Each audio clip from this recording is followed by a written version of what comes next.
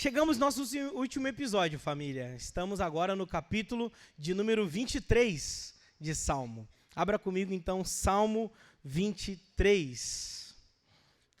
Esse texto tão importante, tão conhecido, tão universalmente amado, mas, infelizmente, mal compreendido e, infelizmente, mal experimentado nas nossas vidas. Que o Senhor Jesus nos abençoe nessa manhã. Você que nos visita pela primeira vez, receba o abraço do grande amor de Jesus. Você que tem frequentado também a nossa igreja, conheça os grupos de discipulado, se aprofunde mais nos relacionamentos. Estamos aqui para desenvolver comunhão com você também. Somos uma igreja centrada na palavra de Deus, que busca ser uma igreja saudável aqui em Balneário Camboriú. Amém? Estamos aqui em uma missão, igreja. A nossa missão é glorificar a Deus, nutrir os nossos irmãos e evangelizar o mundo. Nessa manhã, nós iremos cumprir essas 3 missões em um só ato. Quando o cristão ele cultua, ele está glorificando a Deus, ele está nutrindo a alma do seu irmão e, ao mesmo tempo, estamos evangelizando os perdidos.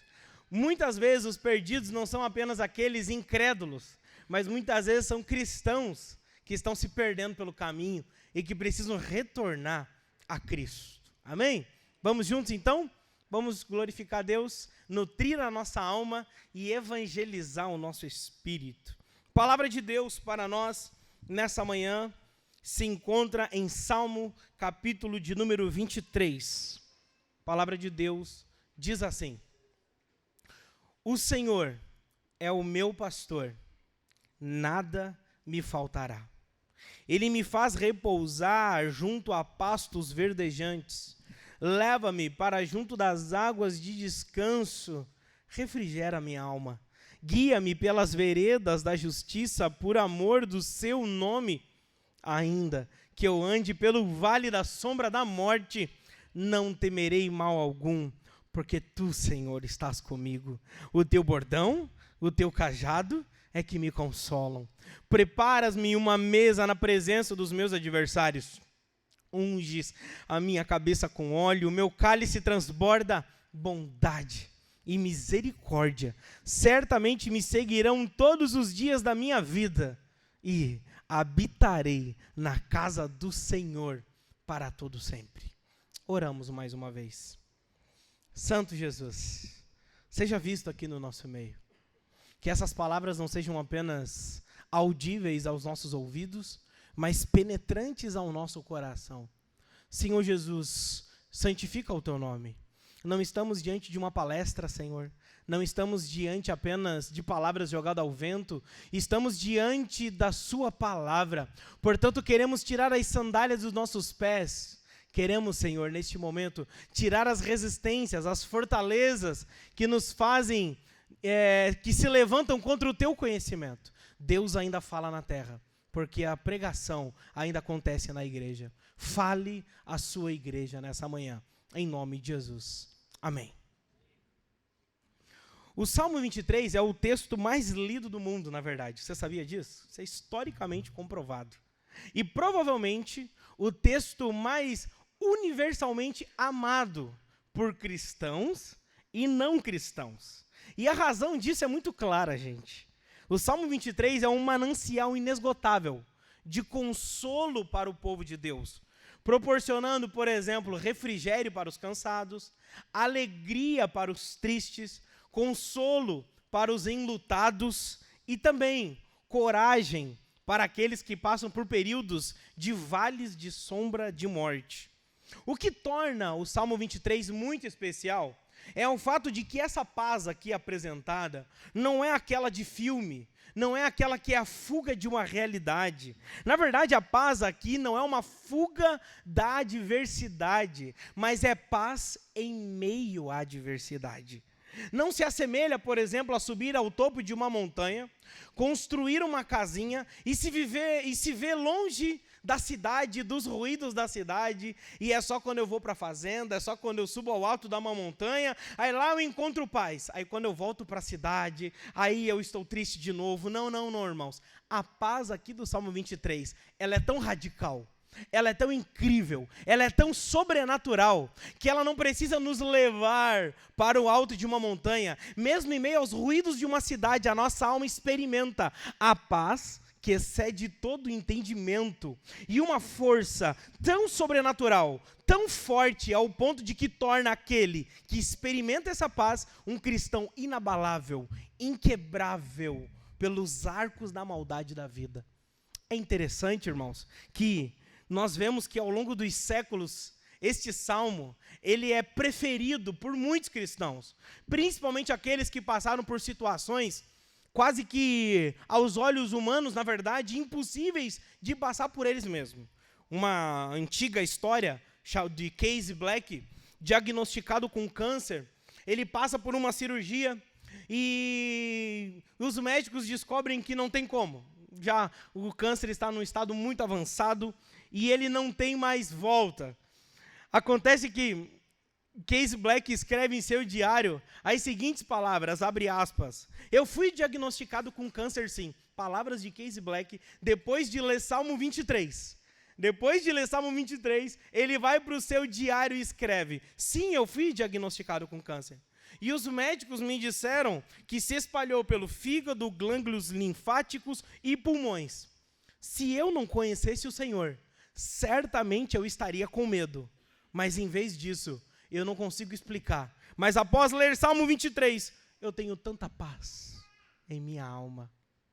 Deus como pastor, parafraseando aqui Salmo 23 e a vida de Casey Black, parafraseando e unindo a vida dos dois, e a vida desse Salmo 23, é como se Deus como pastor de Casey cuidou da sua alma e como anfitrião de Casey preparou uma mesa na presença do próprio inimigo dele, ungiu a cabeça dele com óleo e fez com que o cálice dele transbordasse de firmeza na fé, mesmo em meio a uma doença terminal. O caso de Casey é só mais um dentre tantas histórias de cristãos que encontraram consolo no Salmo 23. E sabe qual é a minha missão nessa manhã?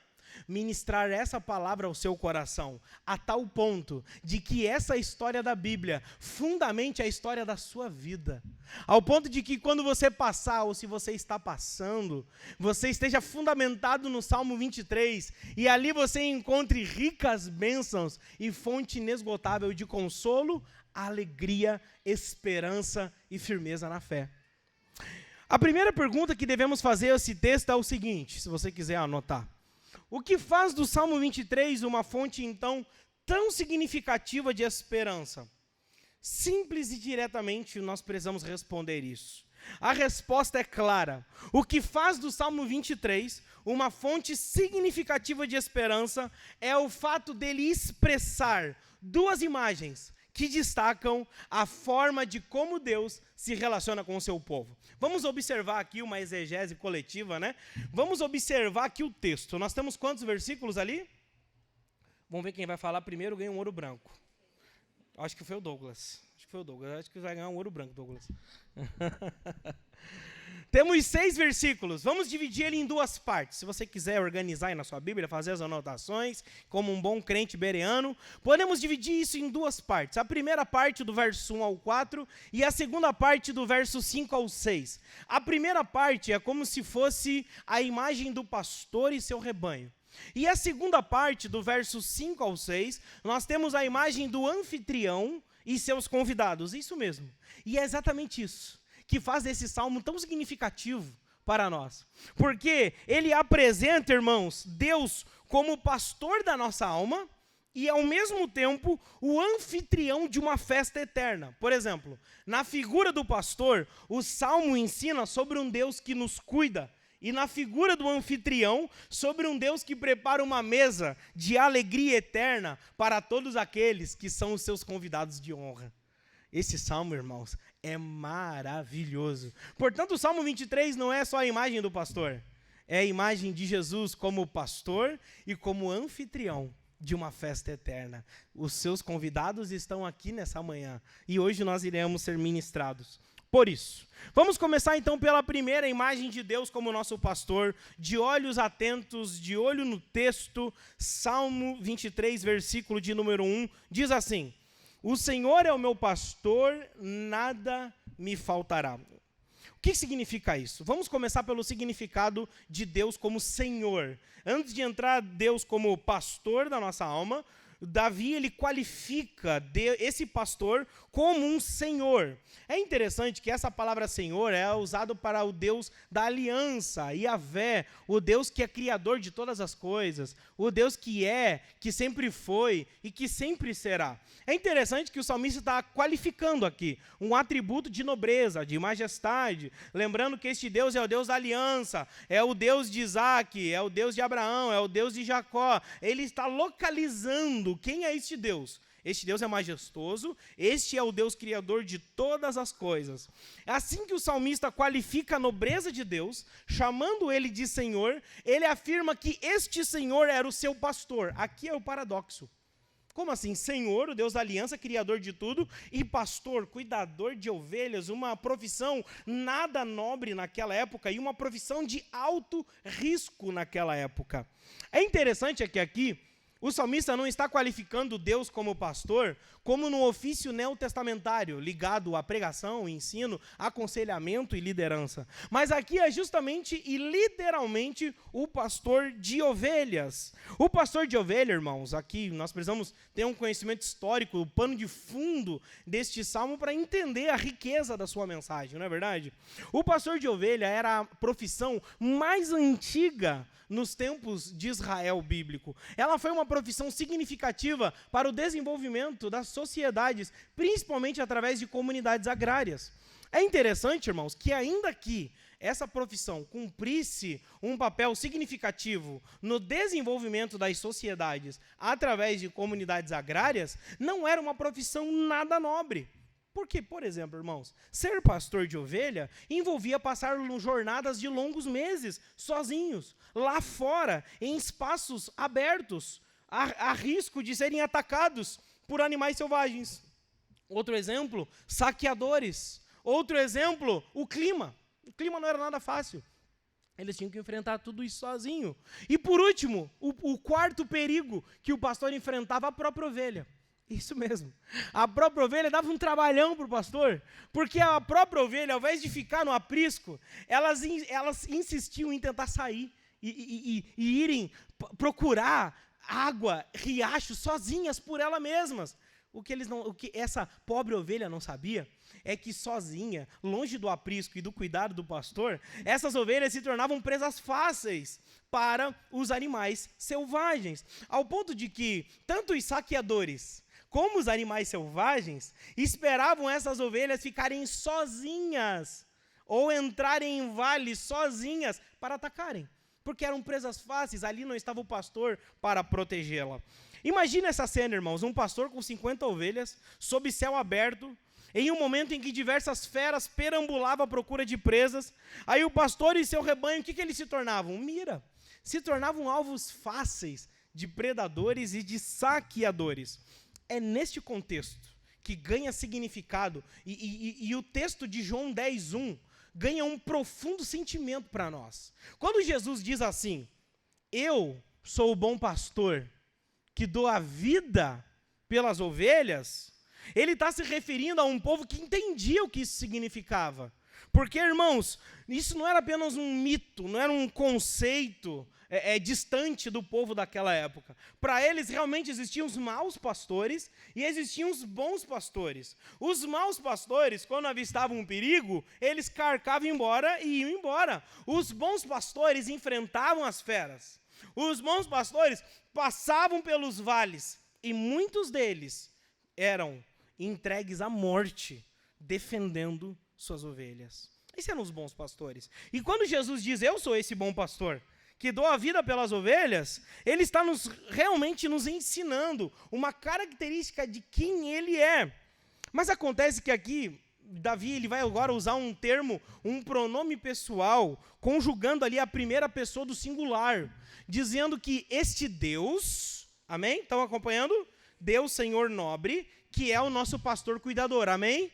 Até aqui está incrível, gente. Mas daí Davi ele vai dizer algo que, para o momento que ele escreve, era até, como que eu posso dizer, escandalizante para muitos. Ele está falando que esse Deus da aliança e que esse pastor era o seu pastor. Ele vai usar um salmo inteiro, conjugando no pronome da primeira pessoa do singular. Acompanhe, olha no texto comigo. O Senhor é o meu pastor, nada me faltará. Verso 2, Ele me faz repousar, leva-me, refrigera-me, guia-me, ainda que eu ande pelo vale, eu não temerei, porque Deus está comigo, o bordão e o cajado me consolam. Ou seja, um salmo inteiro, ele conjugando na primeira pessoa. O salmista enfatiza a relação íntima e pessoal com o seu pastor, de que esse Deus da aliança, esse pastor, não era o pastor apenas de Abraão, de Isaac, de Jacó, de Moisés, de Elias, de todos os grandes homens. Davi está dizendo que esse era o meu pastor. Imediatamente já nos leva à primeira pergunta agora. Fizemos a pergunta ao texto, amém? Agora vamos fazer uma pergunta para nós. Precisamos fazer uma pergunta para nós essa manhã. Será que conhecemos a Deus intimamente? Será que Deus é o pastor da minha alma? Vamos ser sinceros? Será que eu sou uma ovelha de Jesus? A gente precisa refletir sobre isso. Uma das maiores doenças do cristianismo não é Satanás, é os crentes nominais, que frequentam culto domingo após domingo, mas não vivem o evangelho como ovelhas de Jesus. Será que realmente somos ovelhas? A gente precisa fazer essa pergunta. Será que eu sou uma ovelha que conhece a voz do pastor? Será que eu sou uma ovelha que segue o pastor? Será que este Deus é só um Deus que aconteceu há mais de 2000 anos atrás, mas não é um Deus ao qual eu me relaciono no dia a dia? Será? Deixa eu te dar uma boa notícia nessa manhã. O Salmo 23 é muito gratificante, porque nós podemos conhecer a Deus pessoalmente. E deixa eu te dar uma notícia agora escandalizadora. Posso te dar uma notícia agora escandalizadora? Pastor, isso é loucura. Não, para.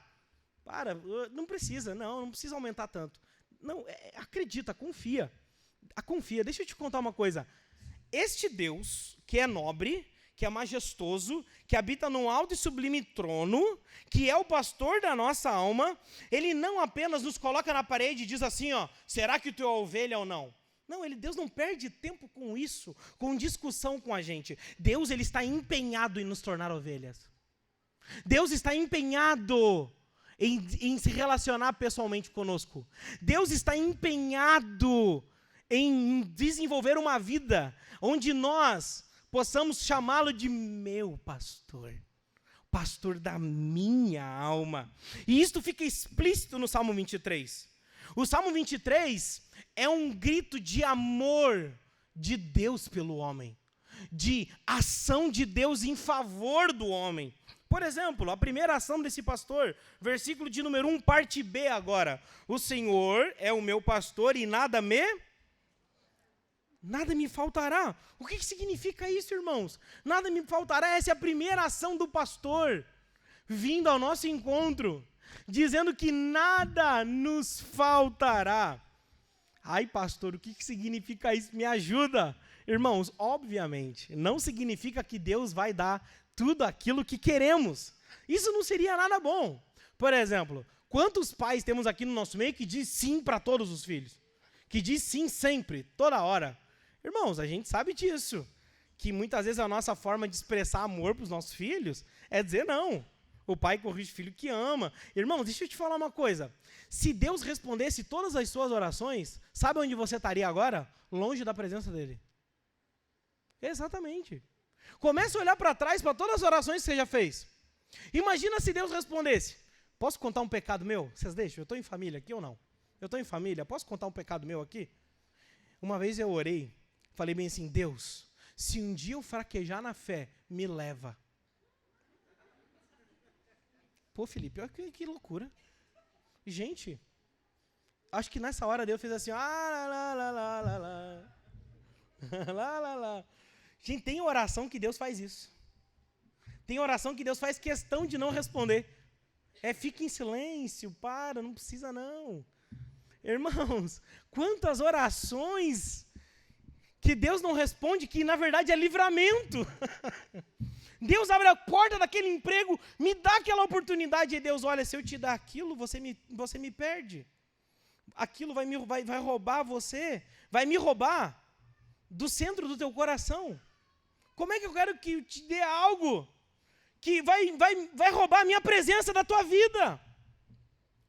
Irmãos, isso é muito sério, né? Mas nós temos um texto para lidar aqui ainda. A gente tem um texto. E eu sou um pastor à moda antiga. Eu não arredo para texto difícil. Eu vou para cima. Está falando que nada nos falta. E aí?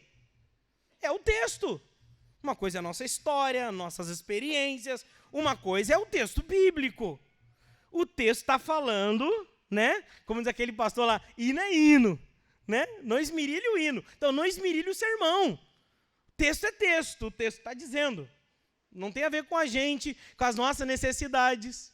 O que o texto está dizendo para nós? Vamos pensar o contexto dos Salmos. Davi está falando sobre andar aonde? No vale da sombra do quê? E estar na presença de quem? Na presença de quem? Na presença dos inimigos. Perceba o contexto e a conexão do contexto com o significado do verso de número 1. Quando você passa por vales da sombra da morte, normalmente é porque algo está faltando em sua vida, não é verdade? Por exemplo, quando você passa por luto, é porque você está em falta e com saudades da companhia de alguém, não é verdade? Quando você passa por um problema de doença, é porque lhe falta uma boa saúde. Quando você passa por um problema familiar, é porque falta amor a Deus, amor ao próximo, um amar o outro. No fim das contas é isso.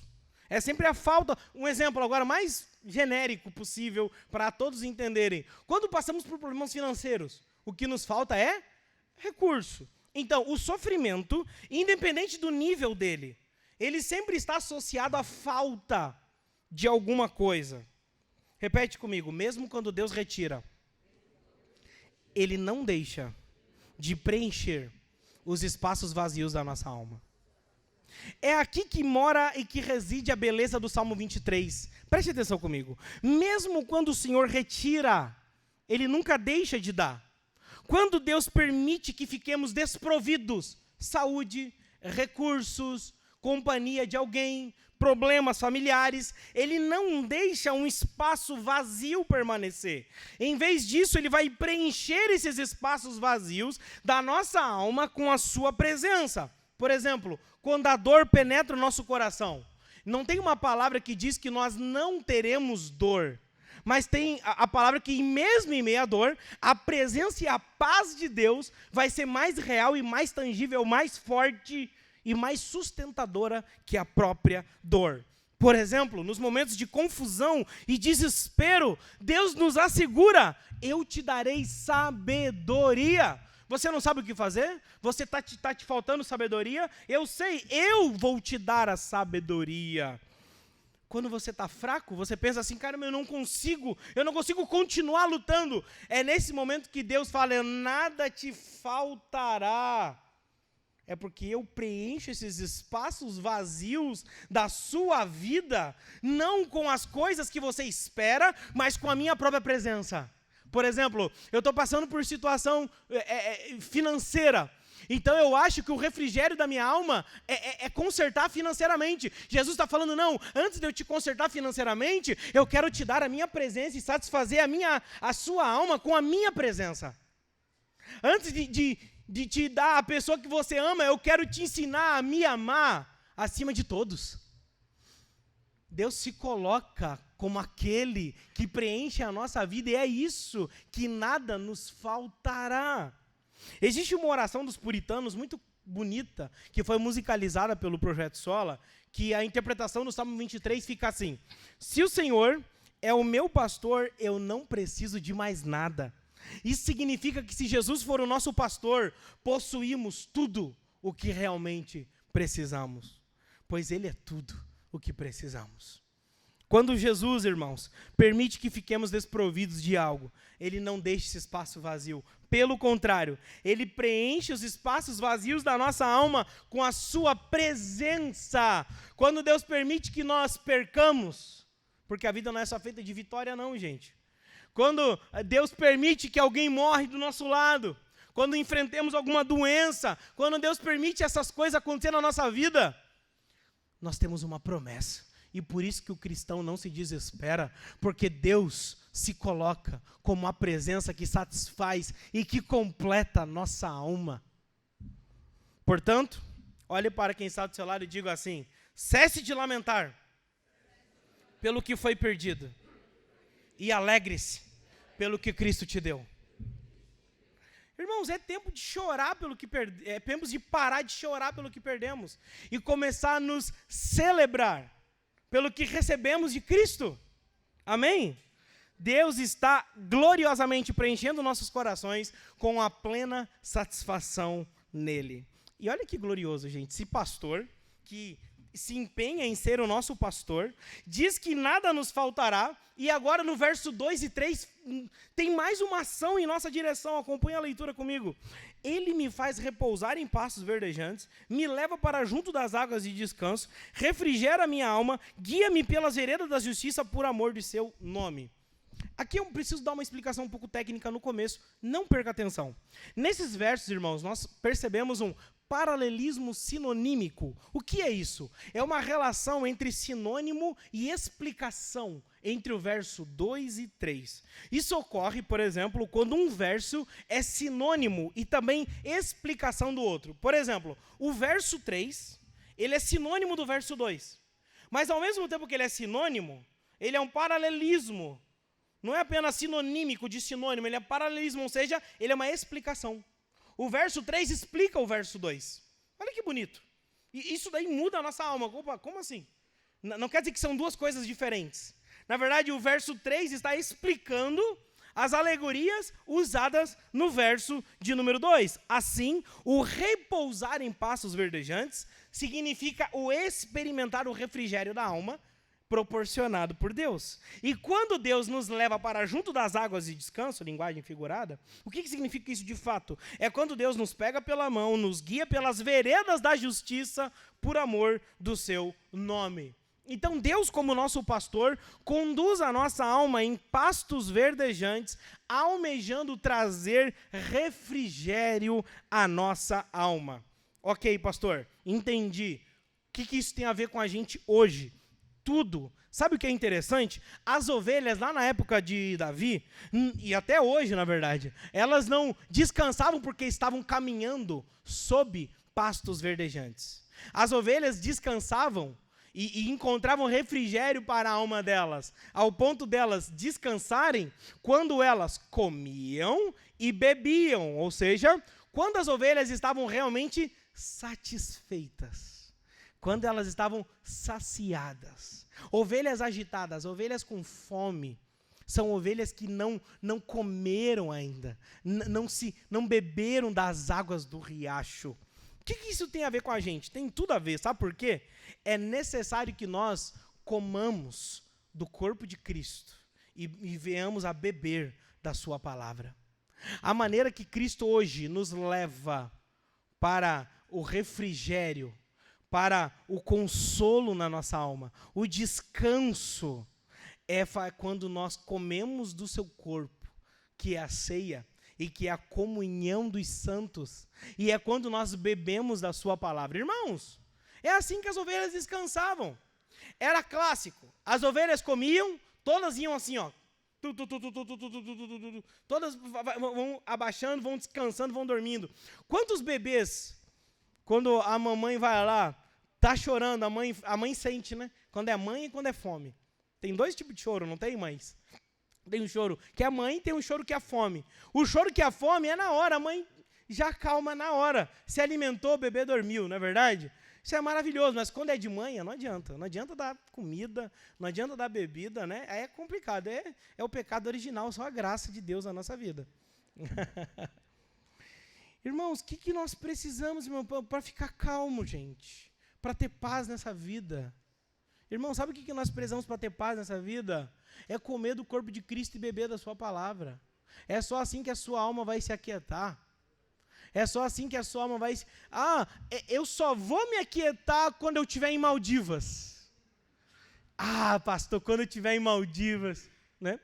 Ou quando estiver no Hotel Fazenda. Irmãos, o que eu vi de casal quebrando pau no Hotel Fazenda que eu fui?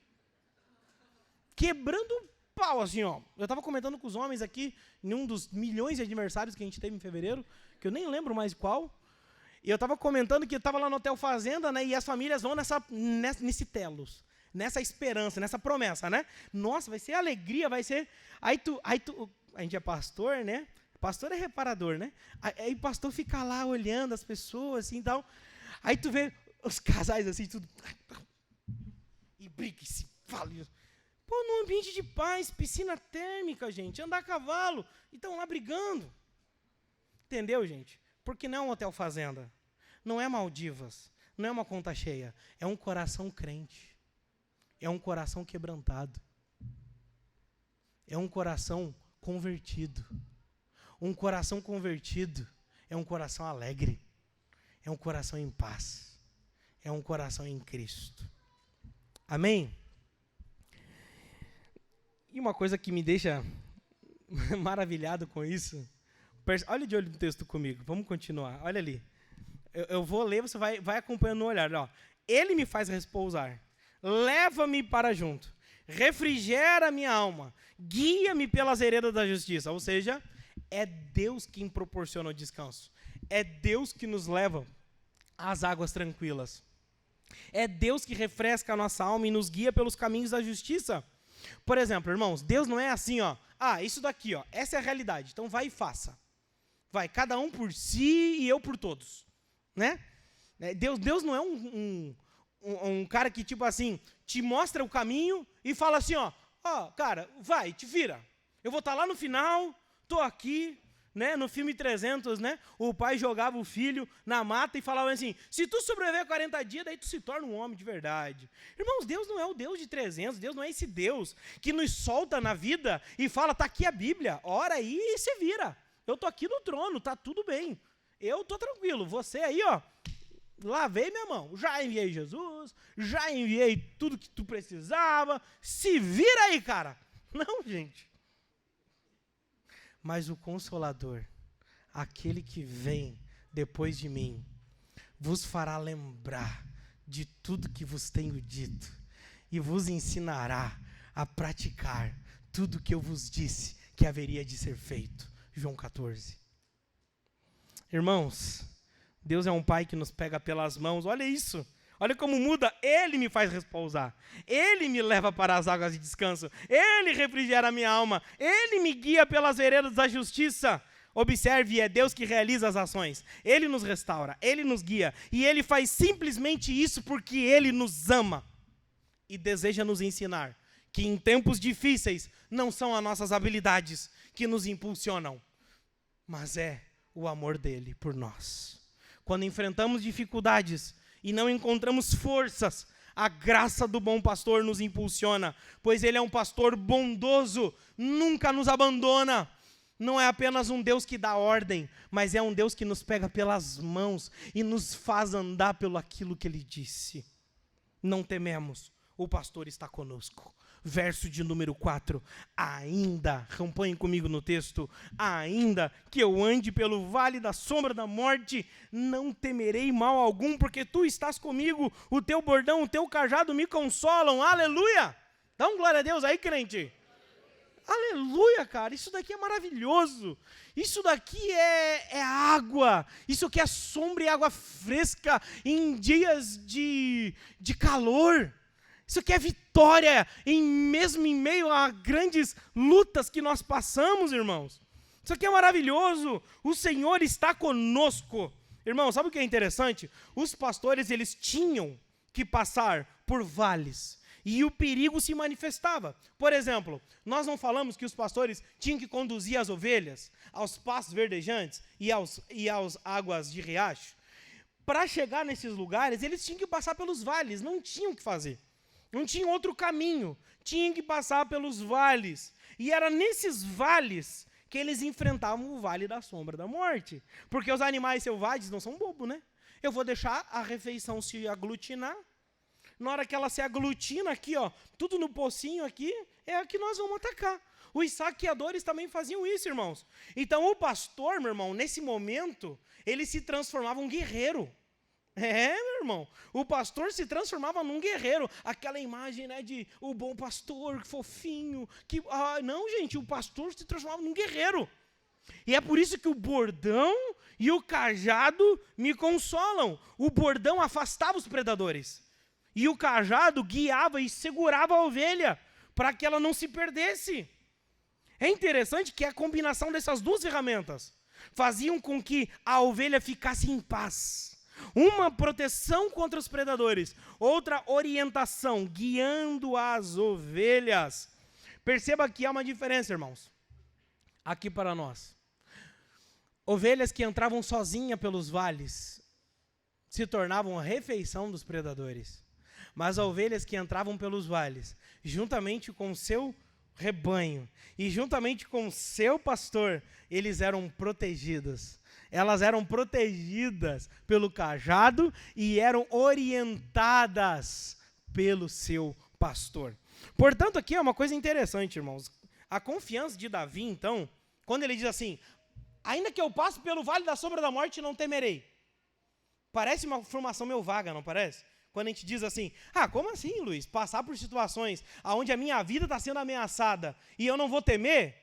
Isso daí é descuido. Não, isso daí é emocionalmente errado. Porque, para pensar, gente, você está em uma situação onde há um perigo de morte e você não teme a morte? Como assim? É essa loucura que o cristianismo oferece como uma realidade de sabedoria para nós vivermos. Davi aqui não estava sendo descuidado, falando assim, eu entro pelo vale e seja o que Deus quiser. Deixa a vida me levar, Deus leva eu. Então, se vir predador, se não vir, eu passo e vou andando. Não, irmãos, não era isso não. Ele estava aqui descansado na confiança, na proteção divina de Deus. Davi tinha uma convicção de que a morte era só uma sombra, mas de que a vida eterna era uma realidade. Um exemplo disso, Billy Graham compartilhando uma história sobre o envolvente pregador Donald Grey Barnhouse. A esposa de Barnhouse faleceu, irmãos, com câncer, deixando com ele 3 filhos, com menos de 12 anos. E no dia do funeral, a família de Barnhouse estava no culto com ele, estava no carro com ele, indo para o culto fúnebre. E do nada, assim, passou um caminhão muito grande, projetando uma sombra imensa sobre o carro. O Barnhouse olhou para sua filha mais velha e disse para ela, minha filha, o que você preferia que tivesse passado aqui sobre nós? A sombra do caminhão ou o caminhão? A filha chorando pela morte da mãe. Ela diz com as palavras trêmulas a seu pai, meu pai, eu preferia que passasse a sombra, porque assim não nos machucaria. Barnhouse olha para ela e depois olha para todos no culto fúnebre e diz, o que passou por cima de sua mãe, minha esposa, não foi a morte, foi a sombra da morte. Mas o que sua mãe alcançou é a realidade da vida eterna. O que passou por cima da nossa família não foi a sombra, não foi a morte, foi só a sombra. Mas o que nos tocou foi que alguém da nossa casa agora está em carne e osso diante da realidade de Jesus ressurreto. Eu não sei o que você está passando. Eu não sei o que te afligiu nessa vida. Mas deixa eu te dar uma boa notícia. Isso é só a sombra da morte. Isso é só sombra. A vida eterna é a realidade. Pastor, mas esse problema aqui é muito grande. Ei, calma, é só sombra. A realidade é a nossa vida eterna em Cristo. É a nossa vida eterna com o Senhor. Teve um que passou pelo vale da morte. Teve somente um. Sim. Para Cristo a morte não foi uma sombra. Para Cristo a morte foi o vale da morte. Ele passou pelo vale da morte para nos levar à realidade da vida eterna. E é por isso que o cristão não teme a sombra da morte. Porque Cristo venceu a morte com a sua morte. Cristo venceu a sepultura. Cristo venceu o pecado. Irmãos, o nosso pastor é a nossa vitória. Não precisamos ter medo. Cristo está conosco. E não para por aí. Versículo de número 5. Agora o versículo de número 5, nós saímos das pastagens. nós saímos das pastagens e vamos agora para um anfitrião, vamos para o banquete. Nós entramos agora num palácio, aonde Jesus é o anfitrião e nós somos os convidados de honra. E a nossa cabeça vai receber um óleo, o nosso cálice vai receber um vinho que vai transbordar. Amém? Verso de número 5 diz: preparas-me uma mesa na presença dos meus adversários, unges a minha cabeça com óleo, o meu cálice transborda. Agora, irmãos, Deus é apresentado como um anfitrião que prepara uma mesa na presença dos inimigos, ungindo a nossa cabeça e fazendo com que o nosso cálice venha a transbordar. Irmãos, que incrível! Como o pastor Jesus cuida da nossa alma. E como anfitrião, ele nos prepara uma festa, ele nos prepara um banquete, ele nos serve em mais de milhões de religiões. Desde o Antigo Egito, a Antiga Grécia, ao período médio, em todos os momentos da história da humanidade, em todas as religiões já depositadas no Ocidente e no Oriente, nenhuma é igual ao cristianismo, porque só o cristianismo apresenta um Deus que é Senhor, mas que também é servo. Um Deus que nos serve, um Deus que prepara uma mesa para nós, um Deus que unge a nossa cabeça. Antigamente eles só ungiam a cabeça e faziam o cálice transbordar de convidados de honra. Ô gente, nosso Deus nos chama de convidados de honra. O que significa Deus preparar uma mesa? Deus nos oferece um lugar de pertencimento. A nossa alma não anda nômade, não anda vazia, não anda sem saber para onde estacionar. Não, irmãos, viver a vida cristã não é uma vida em motorhome, onde a nossa casa é a estrada, não. Viver a vida cristã é saber que nós temos um lar para pertencer. E que Deus prepara uma mesa para nós, Deus prepara uma casa para nós, Deus prepara uma família para nós.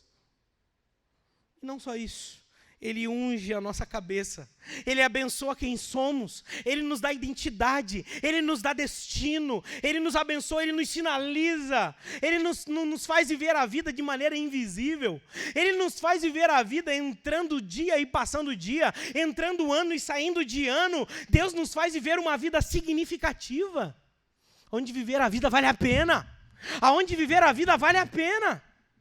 Aonde acordar pelas manhãs vale a pena.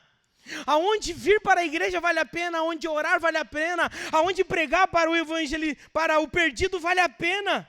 Aonde trabalhar vale a pena. Aonde cuidar da família vale a pena. Nós somos avivados, renovados. O cristão, ele tem um propósito de existir. Deus unge a cabeça do cristão. E não somente isso. O nosso cálice transborda, indicando que aquilo que fazemos agora vai transbordar para quem está ao nosso redor. Irmãos, nós experimentamos em sombras a realidade desse banquete que será na eternidade. Essa imagem apresenta uma visão escatológica de como será o banquete celestial quando Jesus voltar.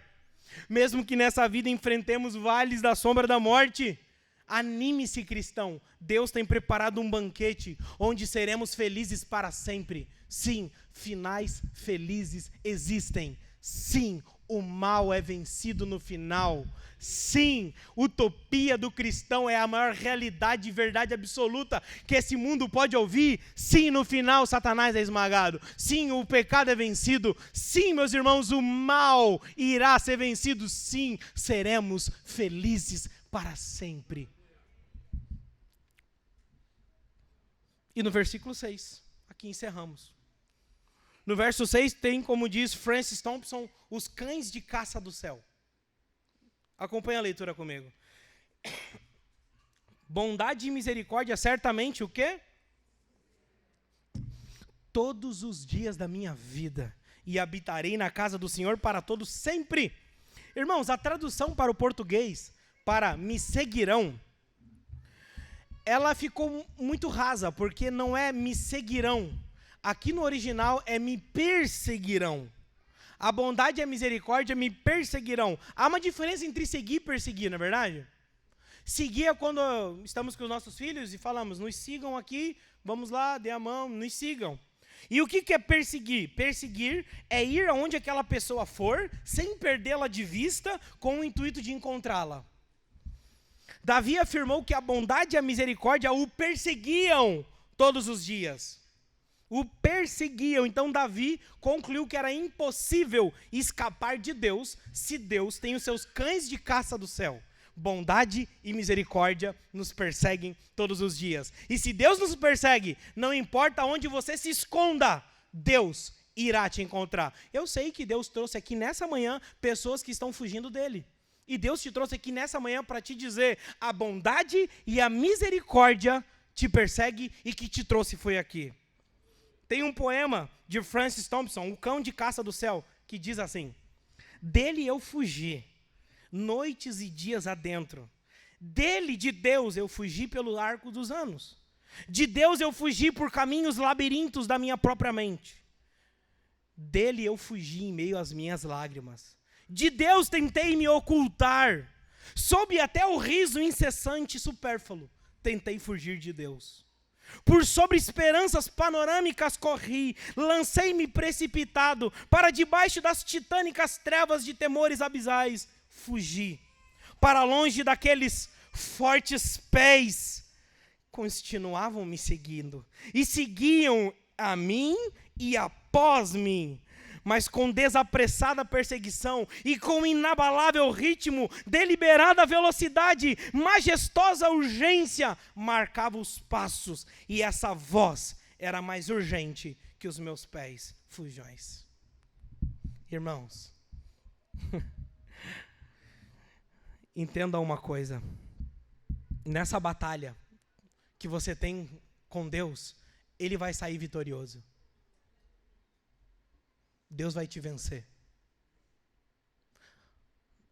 A sua vontade de fugir dele é mais lenta que o amor dele.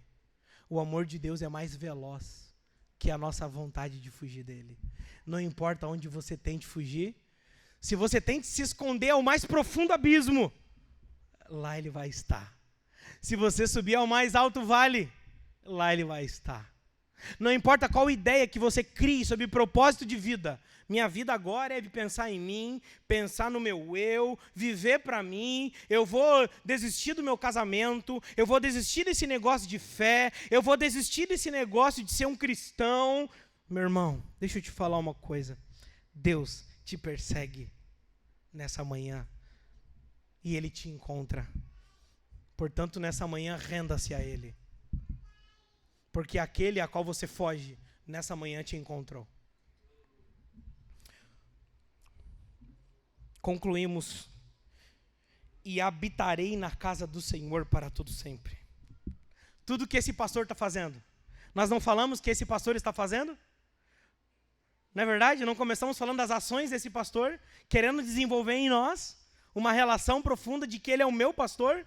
O objetivo de Deus em nos perseguir, em nos cuidar, em nos proteger no vale da sombra da morte, só tem uma finalidade. Parte B do versículo 6. E habitarei na casa do Senhor para todo sempre. Aleluia! A casa do Senhor aí está com letra minúscula ou maiúscula? Hã? Não é ungida. Quem está com a letra maiúscula aqui, levanta a mão.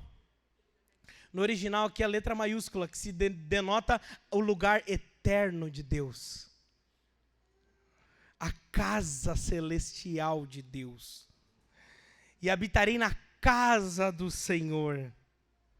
Isaías 56, versos 6 a 8, a parte A desses versículos. Sabe o que diz sobre essa casa? Aos estrangeiros que se aproximam do Senhor, ouça com atenção a palavra do profeta Isaías.